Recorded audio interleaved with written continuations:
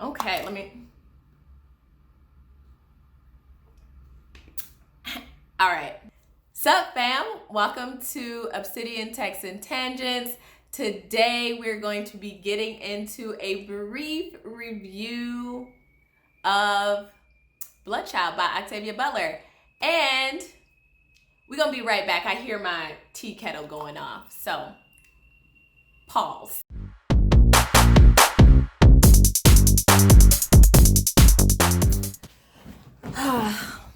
Okay, we got the tea. It's piping hot right now, so we're just gonna sip this over here.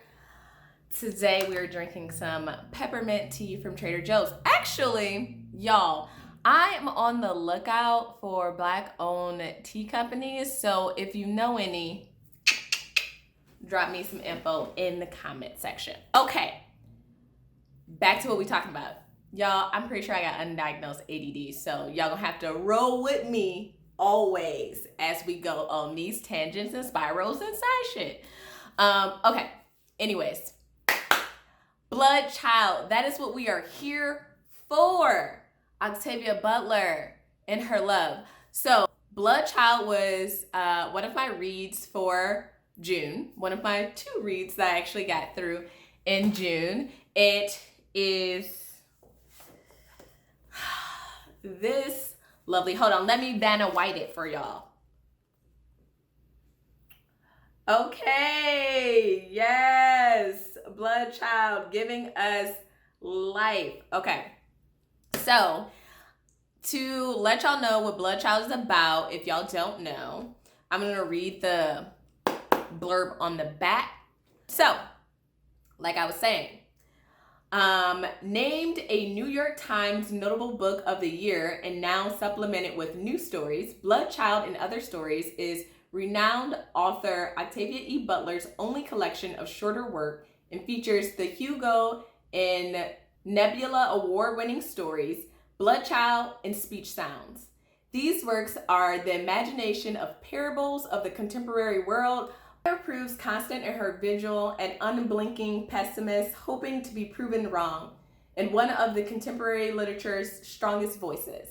So, I think Octavia Butler and myself have that in common, that last bit. Unblinking pessimist, hoping to be proven wrong. That's how I see myself. So, I mean, I like to be right. But sometimes when I'm pleasantly surprised when someone can prove me wrong. Okay, anyways, so this collection holds 7 short stories and 2 essays by Octavia E. Butler, who y'all know I'm obsessed with. That's probably why my voice changes to this tone every time I talk about her. Yes, I've noticed I'm doing it and I can't stop. So the collection holds 7 short stories. I'm gonna put this down because I don't want to keep holding it. The collection holds 7 short stories and 2 essays. I've never tried to review or rank a collection before, like a collection of stories.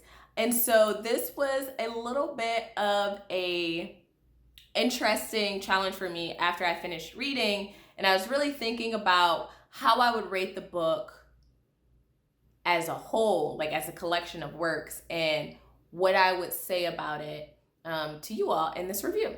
So I'm gonna try to keep this pretty short and sweet and let y'all know my top 3 works of the collection, an honorable mention, one that made me cry, just thug tears, just like a single thug tear coming down, you know, and then what my star rating I think I'm gonna give it is.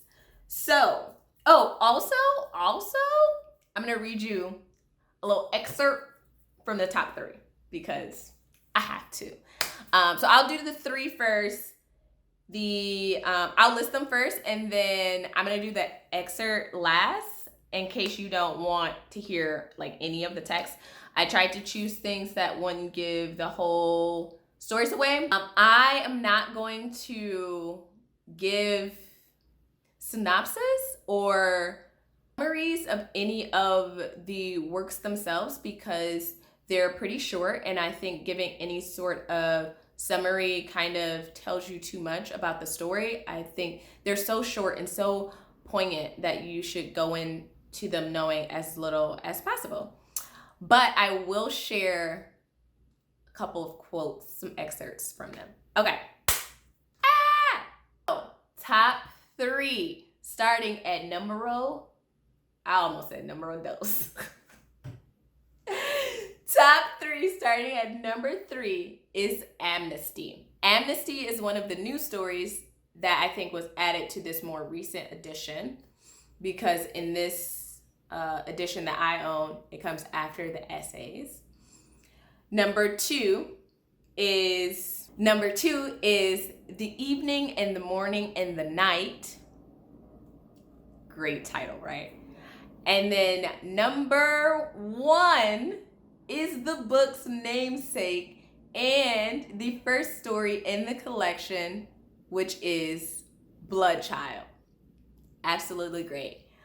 I'm going to give an honorable mention to the Book of Martha, and then the story that made me cry one single thug tear is Speech Sounds, which, if we remember the little back blurb thing that I read, was one of the award-winning short stories. I also really like the 2 essays that were included as well.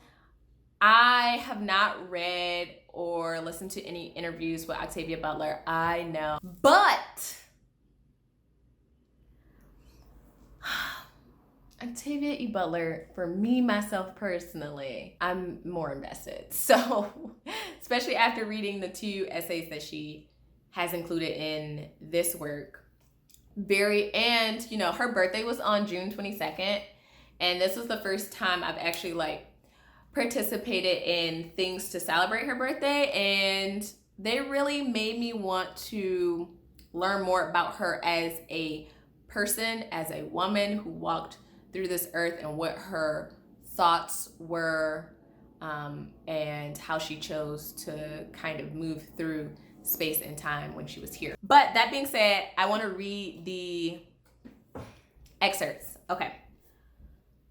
So first, the excerpt from Amnesty. Noah shook her head. I never did. She paused. It mattered more than I know how to tell you that this time my tormentors were my own people. They were human. They spoke my language. They knew all that I knew about pain and humiliation and fear and despair.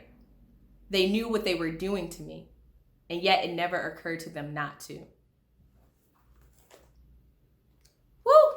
Also, y'all, I need tabs for my books because I need them to annotate. Okay. Next up, The Evening, in the Morning, in the Night. Actually, trigger warning for this one.